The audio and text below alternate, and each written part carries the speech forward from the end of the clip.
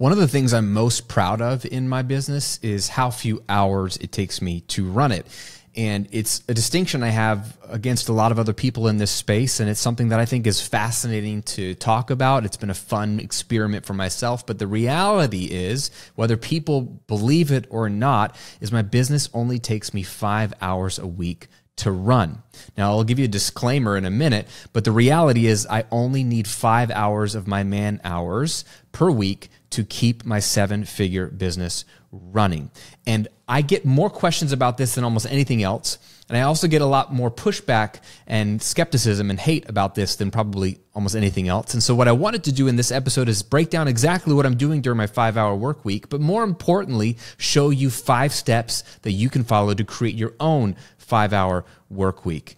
I know it's not quite as cool as Tim Ferriss's 4-hour work week, but I had to be a little bit different. So let's unpack my 5-hour work week, and more excitingly and more importantly, how you can create your own 5-hour work week yourself. Let's discuss.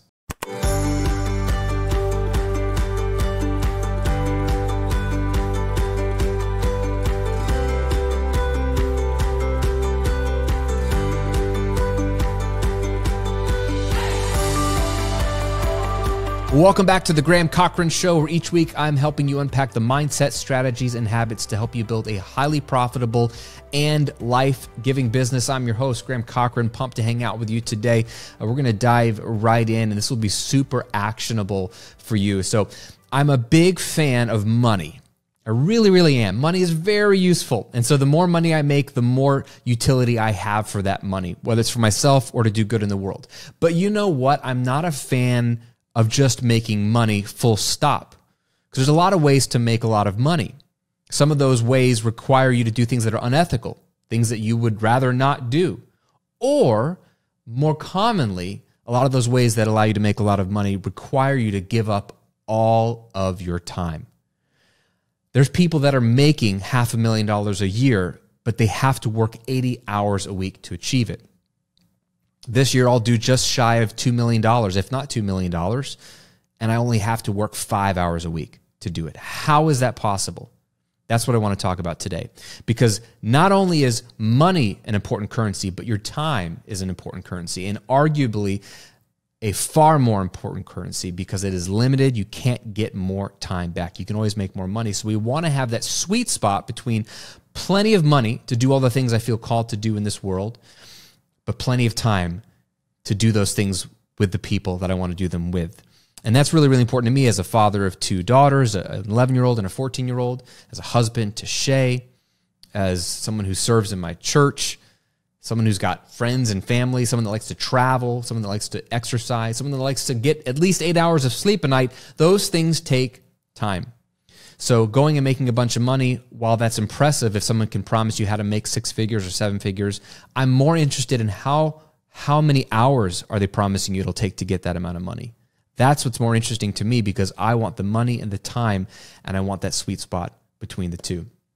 So real quick, here's the history of my work hours, because I think this context is important for you to understand, because everyone that asks me about this, they throw out this, oh, that's so impressive that it only takes you 5 hours a week now, Graham. But I'm pretty sure when you started out, you had to hustle and grind your way in the beginning, right? Because we all do, right? That's the question I get.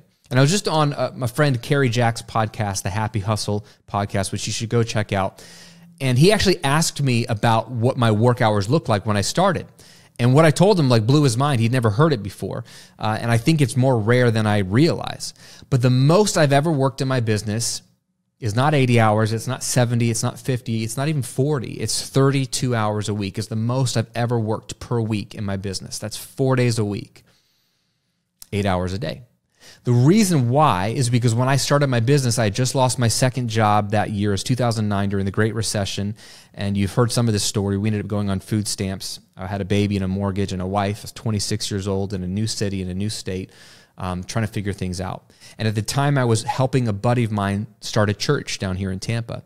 And I was on the music team. I was the lead worship guy. So that meant I had to lead the band for Saturday rehearsals. On Saturdays, I had to get up early, drive to the storage facility, meet up the band. We have the trailer. We would take out all of the drum set, the equipment, the speakers, the mixer, everything out of storage into the trailer, drive it from the trailer to our rehearsal space, set up the rehearsal space, again, plugging everything in. Then we got to rehearse for about an hour, hour and a half, then tear everything back down, take it back to the storage facility. And that was just for rehearsal. So my Saturday from 8 a.m. to about 1 p.m., I was doing that. And then on Sundays, we'd go repeat that process, get the equipment, but instead of taking it to the rehearsal space, we took it to the university campus where we did church for the first couple of years, set it up, did church, tore it down. Again, we were done by like 1 or 2 o'clock in the afternoon. So I had 2 very long half days on Saturdays and Sundays, more than half days, every weekend. So I never got a full day off. And I was starting my business at the same time. And I had a mentor of mine tell me, Graham, you have to have at least 1 full day off. Right? You can't work around the clock. It's not healthy. It's not good for you, for your family. It's not God's design. 6 days you should work, 1 day you should rest. The Sabbath principle, right? It's actually one of the 10 commandments. And so I was like, okay, well, if I can't take Saturday off and I can't take Sunday off fully because I'm volunteering, I guess I'll take Fridays off. And my challenge from day one was, could I build a business in not 7 days a week, not 6 days a week, not even 5 days a week, but 4 days a week. And so that constraint was on my business from day one. So the most I've ever worked was 32 hours. Fast forward, every year as I was building my business, I, as a weirdo, decided to have an experiment where I would see how many hours could I shave off of my work week while bare minimum keeping income the same, but best case, increasing the income. So I wanted to reduce my work hours. I was just curious because I'd never done this before. And I was just curious as to how far we could push this thing. And I would reread Tim Ferriss's book, The 4 Hour Workweek, every year. And it would challenge me. And it would inspire me to see what's possible. Instead of saying, that's not possible, I don't know how that's possible, I would pull a Robert Kiyosaki from Rich Dad, Poor Dad and turn it into a how question. How could that be possible? How could it be possible for someone to work a 4-hour work week and still make good money? At the time, I was making, $1,500 a month, $2,000 a month, and $3,000 a month, and $5,000 a month. But I wanted to see, could I keep making that income or grow it and work fewer than 32 hours? And so I eventually went from 32 to 30 to 25 to 20 to 15 to 10. To the last 3 to 4 years, easily, I've been only working 5 hours a week at max in terms of what my business requires of me. So with that context in place, let me share with you what I actually do during these 5 hours. And then more importantly, what I want to get to is my 5-step process that anybody can take, whatever your business is. Even in a corporate job, you could implement a lot of these steps and reduce how many hours it takes for you to achieve the results that your upper management want to see. But anybody can apply these 5 steps no matter what kind of business you have. So here's what I'm actually doing each week. I had to look it up and write it down. And although my business has changed over the years and what I'm doing has changed slightly, here's what it's landed on pretty consistently the last 3 to 4. Number one is I film a weekly video podcast like this. And these are either a solo episode like this or a guest episode where I'm interviewing somebody. But I'll allocate around 90 minutes a week to create one piece of content. It rarely takes me the full 90 minutes, but if I'm doing a full interview with somebody, I'm going to have a full 60 minutes jumping on the call with them, chit-chatting, getting comfortable, casting vision, then recording about a 40 to 50-minute conversation. So there's at least an hour there, and then there's prep work of getting the questions put together, doing my own research. I have a bit of a team, which I'll get to in a minute, that helps me do research on guests as well. But my actual work, at most, it's 90 minutes a week if I'm prepping for a guest and doing a full 60-minute interview. On the lower side, it's 45 minutes to an hour if I'm prepping one of these 25 to 30-minute episodes where I'm getting my notes down, getting my doc in front of me, hitting record, and going. Okay? So let's say 90 minutes for my weekly video podcast. That's what drives the business. Then about an hour a week in my inbox for email. It's about 15 minutes a day, Monday through Thursday, or 2 30-minute blocks. Or if the week is busy, I'll sit down for 1 hour max and bang it out. And again, this doesn't take me that long for a couple of reasons I'll tell you about in a minute. So an hour a week on email, about an hour a week on student interaction. And that's what I mean by student interaction is jumping into my community, which has it's a private community like a Facebook group. Only I'm running it on Kajabi, interacting there, sharing wins, answering questions, interacting inside of my courses in the back end of Kajabi where people ask a question about a video module, answering those questions, or interacting with some comments on YouTube under a video, let's say. So I call that about student interaction, and that's anywhere from 30 minutes to an hour a week. It just depends if there's a lot of questions or a lot of activity or less. And I just do a little bit each day, or again, if the week is very full, I'll sit down and do it in 1 hour chunk. Team interaction, I put about 30 minutes. Some weeks I have a quick team meeting. Most of it's handled over Slack, honestly, interacting with my content producer, my customer service rep, my director of operations this year. Like, most of that's handled over Slack. So whatever the time is, answering a question, asking a question, and following up on something, that's done mostly in Slack, and that's about 30 minutes a week on average. Everyone's pretty much self-starters and self-managers, which is great. And then I have my monthly content and coaching with my membership, my community. And so that's not something I do every week, but once a month, I'm delivering a new masterclass that I have to map out, create slides for, and film.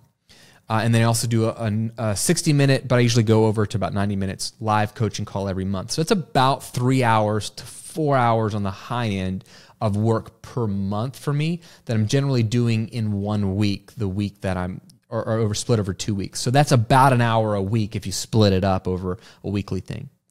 And that's it. So that gets me to the 5-hour mark on the high end. So realistically, a lot of weeks it's only 3 to 4 hours of actual work.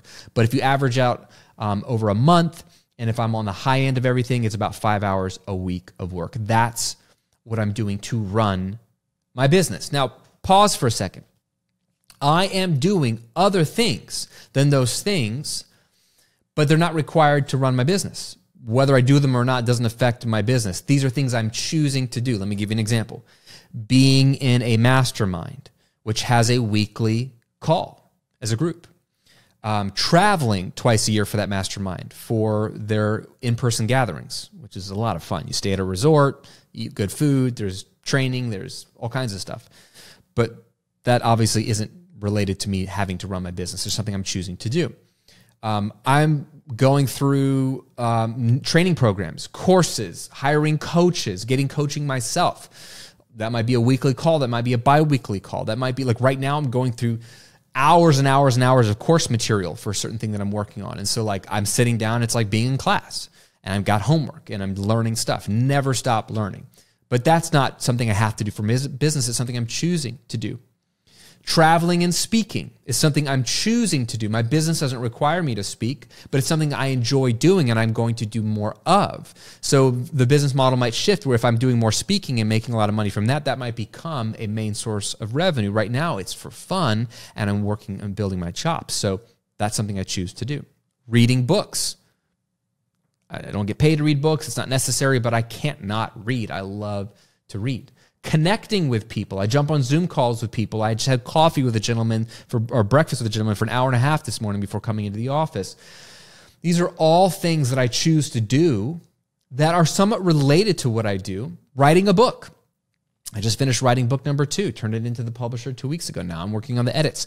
This is a new part of my life that doesn't drive my business, but I'm really kind of thinking long-term, setting myself up for the next 20 to 30 years. I imagine speaking and writing more books and that becoming a big part of what I do. As of right now, it's just something fun I get to do. And yeah, I get paid as well when the books sell, but it's something I'm choosing to do. And I'm really preparing for the future and setting myself up to be a best-selling author and having, in-demand keynote and all those things. I'm building something new. So I'm letting you in behind the scenes a little bit of what's going on. Like those have nothing to do with driving my business. And then I'll jump onto social media and check things every once in a while for fun. But I don't manage the social media for my business. I don't post for myself. I don't do any of that stuff. So it doesn't require me at all. So that's the disclaimers. I am doing other things, but they're not necessary for my business. So things now that I have the time, I'm choosing to do to better myself, invest in myself, make connections, things that I think are strategic plays that will help me in the long run. Make sense? So let's get to the meat of this, which I think is really, really going to be useful for you. Here's the masterclass in how to have a 5-hour work week. I'm going to give you 5 steps, and they're 5 steps in order. And these are the 5 steps I have used over the last 14 years to go from 32 hours a week, making $7,000 a year in year 1, to working 5 hours a week and doing about $2 million a year in year 14. And I've been sub 10 hours a week for the last 8 years. All right. You ready for it? Write these down. And then what I want you to do is pay attention to the step that you've missed. Because you might be doing some of these, but my thought is you're probably missing one of these, and that can make all the difference, or doing them out of order. Step number 1 is to eliminate. Step number 1 is to eliminate, which actually begs step number 0, the preparatory work for any of this, which is, do you even know what you're doing every day and every week in your business? If you know, like in your head know, or you have a loose idea of it, but you've never taken the time to write down everything you do, here's a fun exercise for you. If all you took away from this episode was this one exercise, it will blow your mind, because it's more of a getting honest with yourself before you do the work. So step 0 is honestly to pull out a piece of paper or a Google Doc and just in bullet form, write down every single specific task you're doing right now in a given day, week, or month for your business. And don't lump things together. For example, don't say publish 1 YouTube video a week. That's not as specific as it needs to be. What do you mean by that? Ideating the video, outlining the video, recording the video, editing the video, uploading the video, making a thumbnail, coming up with the titles, uploading it to your blog, emailing out to your list. You see what I'm saying? Like, break every task down, everything you're doing. You don't have to write down how much time it takes you. That doesn't matter for today's purposes. Just, I want you to see on paper every single thing you're doing. And it might take you a few days to remember as you go through your days and weeks of, what am I actually doing? Oh yeah, I'm checking Kajabi and looking at my sales data. I'm building an offer for this Kajabi thing, or I'm writing the email copy for this funnel. I'm building slides for this webinar. I mean, write down all of that stuff. When you see all of it, it's going to make you sick. You're like, oh my gosh, I'm doing all this stuff. Yeah, you're doing a lot of stuff. So then the question is, and here's the only way you can work less, is to do less.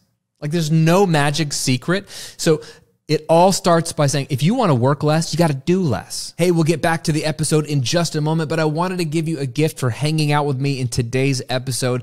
I want to give you access to a free on-demand video training to teach you how to build your first $1,000 of passive income in just 30 minutes a day. This workshop is packed with not only the things you need to create passive income, but the order in which you need to create them, how they tie together, templates you can use for swipe copy, scripts you can use, the exact tools that are both free and cheap that you can implement and use today, including how to figure out what your profitable idea is if you haven't launched your business. I cover all of this. I pull back the curtain on my business model that I'm using right now while you're enjoying this episode, and how I'm generating $1 million a year plus in 2 businesses. It's all inside of this workshop, and it's free. I want you to watch it because it is the business model I believe in. If you like what you'll see in this workshop, then you will know that what I'm teaching you has got substance and it's a good fit for you. So watch it, take notes, and apply it, and you can build an online passive income business off of a free video training. Just go to grahamcochran.com/workshop. That's grahamcochran.com/workshop. Now back to the episode. So the thing you got to realize is that not everything you're doing is necessary to drive the business forward and make money. It's a hard truth to swallow, because you assume, whether you've said it out loud or thought it out loud, that by virtue of you choosing to do it, you've established that it's worth doing. But that couldn't be further from the truth. That may be true, but it may not be true. It's your job to evaluate. So the first step in creating a 5-hour work week is to eliminate. And I go hard after the 80-20 rule. Richard Koch wrote about it, and then Tim Ferriss wrote about it. And I think those guys are just spot on, that 80% of the results we're getting in our business is really the result of only 20% of the activities we're doing in our business, which means we can get 4/5 the results with 1/5 of the effort. And I don't know about you, but I'd be happy to make a little bit less and free up 80% of my time. I really would. I feel like it's a trade I'd make every day, because with that extra time, there's more stuff we can do, which we'll talk about in a minute. So the first thing to do is make that list, step 0, of all the tasks you're doing. let it hit you like a sucker punch. You're like, oh my gosh, that's a lot. No wonder I'm working all the time. No wonder I'm bringing my laptop on my beach vacations and living that laptop lifestyle, which is basically a cover for me having way too much work that I didn't know how to shut it off. We've all been there. I've been there, right? I've been there. My wife asked me, why did you bring a laptop to the beach? We're only here for 3 days. Can you really not get away for 3 days? This is like in the early years. Oh man, well, I got to do this stuff. We've all been there. So the first step is to eliminate. And you go through every single task and you ask yourself, is this task part of the 80% that only drives 20% of my income? Like it's kind of important, it drives some income, but not much. Or is this task part of the 20% that drives 80% of my income? You have to decide what that is. Every business is slightly different, but I'll give you some examples. I hate social media. I hate it. It's fun to see what some other people are doing. I get to keep up with some of my friends and some of my heroes through it. But I hate posting. I hate writing captions. I hate reels. I hate stories. I hate all of that. It's just not my jam. Like, it's just not fun. It's a lot of work. And so I started to ask the question over a decade ago, how valuable is social media anyway? How valuable is my time in social media? And I've proven to myself that it's not very valuable. And I know this for a fact. In 2020, I decided to take a year off of social media. So I deleted the apps. I didn't log in for a whole year. During that 12-month span, my business not only didn't plateau, it didn't plummet, it 5x'd. I had one of my biggest, fastest growth years that year while I wasn't on social media for a year. Now, why did it 5x? Well, it was the pandemic. Everybody was home. Everybody made money in 2020 if you're online. Like, it wasn't hard to make money. But that's my point. It wasn't social media that was driving it. It was my organic content on YouTube. It was my podcast. It was my email marketing. It was my system, right? I proved to myself that social media doesn't drive revenue, at least not for my business and not for most people's businesses unless you're an influencer. It's a nice to have. It's not a need to have. So you got to figure out what those things are that you can eliminate yourself. That's the fastest, the most brutal, most powerful thing you could do is stop doing all the things you're doing in your business. Put a gun to the thing and say, prove to me, task, that you drive 80% of the revenue, or you're part of what drives 80% of the revenue. If you can't prove to me that you're driving revenue or you're a leading indicator of revenue, right? Like, I know email opt-ins leads to revenue. So anything that drives email opt-ins is worth it. And I know what tasks drive the most email opt-ins. So I can say, okay, that task, you can stay on the list. Putting out a weekly video podcast, you can stay on the list because that drives leads, which drives revenue because it goes in my funnel. But posting on Instagram 5 times a week, there's no direct correlation. Maybe I'm top of mind, but I can't prove that that drives revenue. So it's not worth me doing.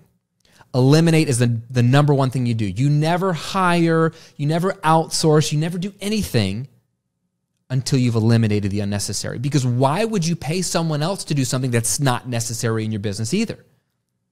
So you eliminate the things that are absolutely not necessary for your business, and you're ruthless. You're ruthless in your process. And use the 80-20 principle, Pareto's principle, to think about that. I've done a lot of content on 80-20, but I'm going to move on. Step 1 is eliminate. Step 2 is automate. Again, if you've eliminated the stuff that doesn't drive revenue, you're left with only the things that really do drive revenue. These are the important things. But again, you don't hire. That's not the next step. The next step is to automate. Is there a piece of software? Is there AI? Is there a tool? Is there a service that I can use to create affordable leverage? When I think of automation, I think of affordable leverage. Leverage is the ability to lift something much heavier than you would on your own because you have a tool, you have something that gives you that leverage, right? A lever can lift something mega heavy because of the way it's positioned. It gives you power. Leverage is powerful.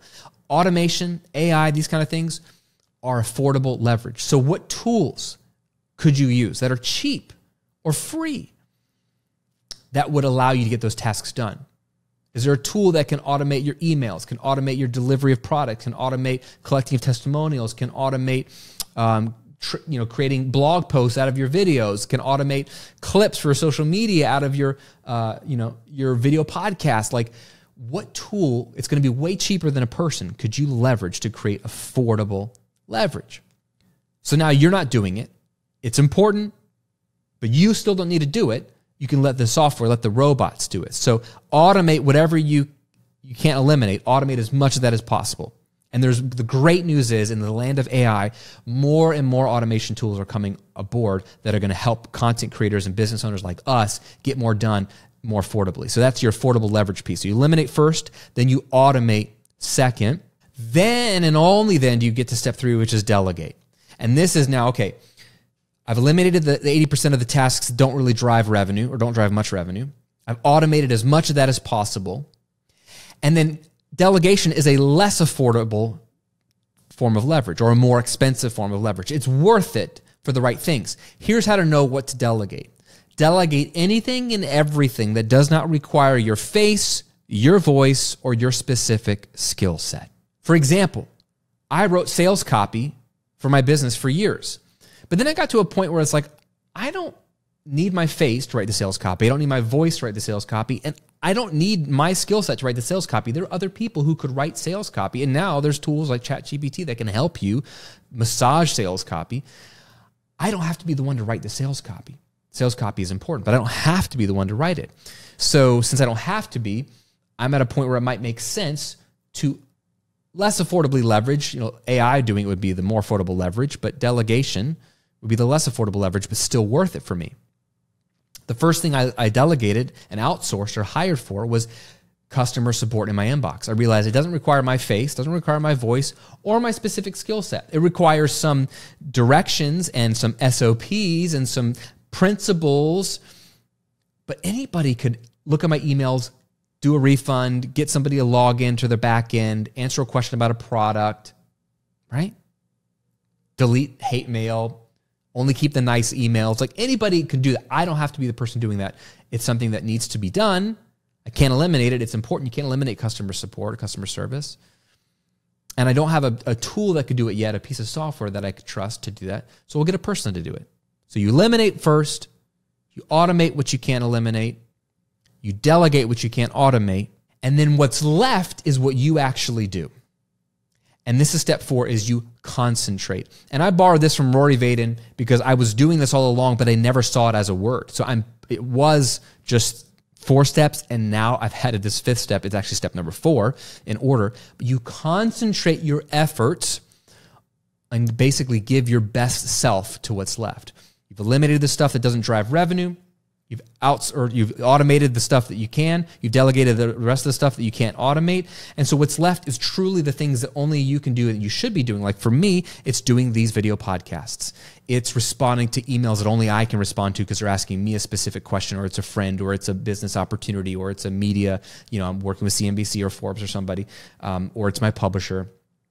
It's interacting with my community and answering their questions like they paid for, and I promise to be there. Like those are the things that, like, write my book. Like, I need to write my book. Those are the things that I need to actually do, and they actually drive revenue. And so now that I'm freed up, I'm going to concentrate my efforts and double down on the things that only I can do, and do them with excellence, and do more of them.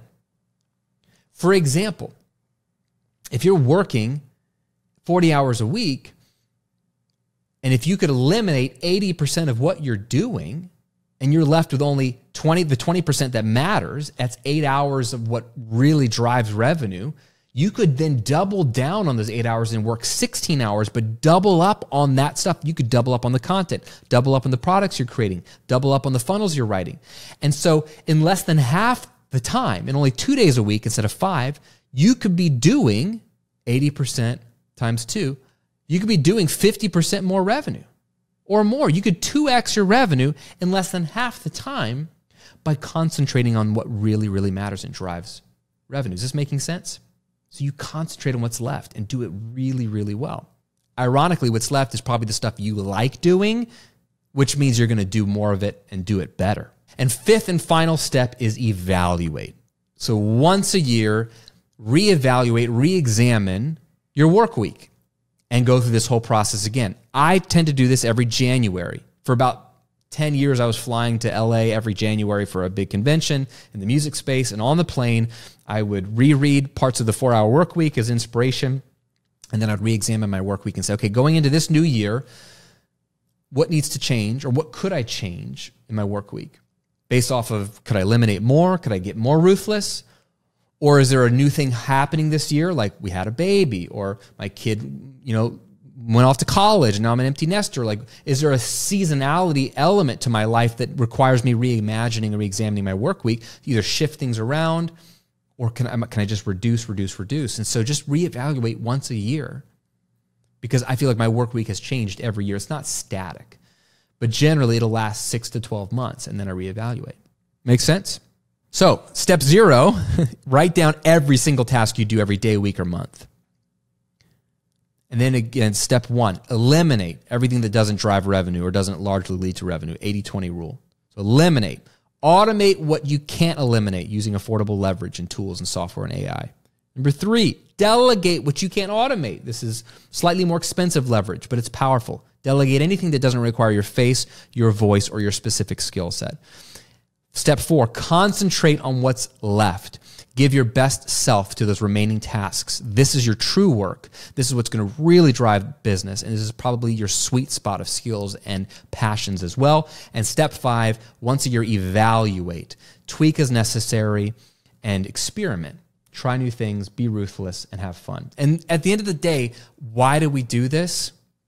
Well, I did it originally just as an experiment to see how far I could go. How much revenue could I create in how little amount of time? I'm a weirdo. I just wanted to know. I just genuinely wanted to know for myself. But really, what is this all about?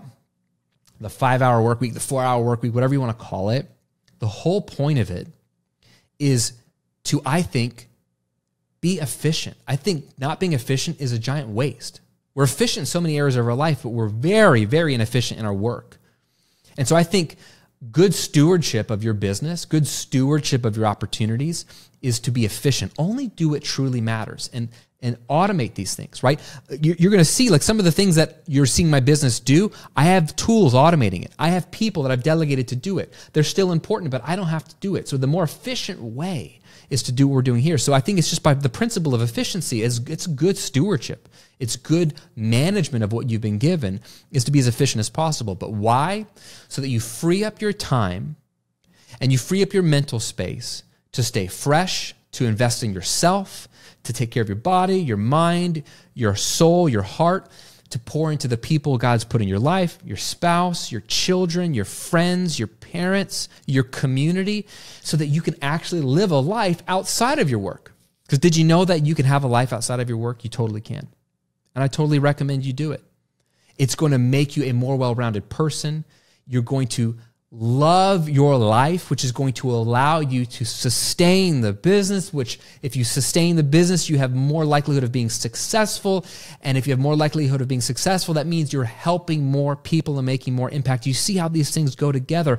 And I haven't even talked about money, because the more you do this and the better you do it and the more you love what you do, the more money will come. This is the only way to win, in my opinion.